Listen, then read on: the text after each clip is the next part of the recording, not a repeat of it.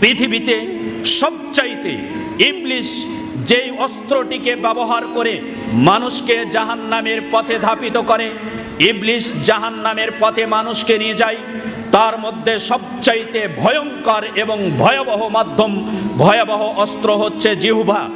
এই জিহ্বার মাধ্যমে মানুষকে যত তাড়াতাড়ি, যত দ্রুতগামী, যত দ্রুত জাহান্নামে পথের পথিক বানাতে পারে ইবলিস, অন্য কোনো মানব দেহের অঙ্গ প্রত্যঙ্গের মাধ্যমে এত তাড়াতাড়ি মানুষকে জাহান্নামের পথের পথিক বানাতে পারে না।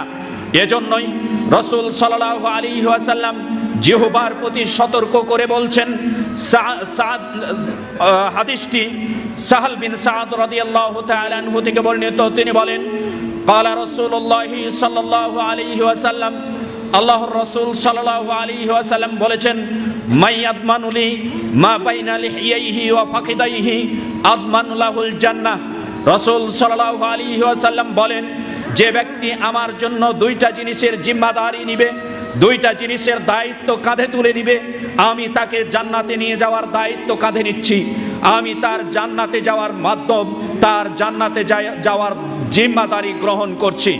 এক, যে ব্যক্তি আমার তার জিহ্বার সংযত করার, জিহ্বাকে নিয়ন্ত্রণ করার দায়িত্ব নিবে, নিয়ন্ত্রণ করে চলার দায়িত্ব নিবে, আমি রাসূল সাল্লাল্লাহু আলাইহি ওয়াসাল্লাম তাকে জান্নাতে নিয়ে যাওয়ার দায়িত্ব গ্রহণ করলাম। দুই, যে ব্যক্তি তার লজ্জাস্থানের দায়িত্ব নিবে, আমি তাকে জান্নাতে নিয়ে যাওয়ার দায়িত্ব গ্রহণ করলাম।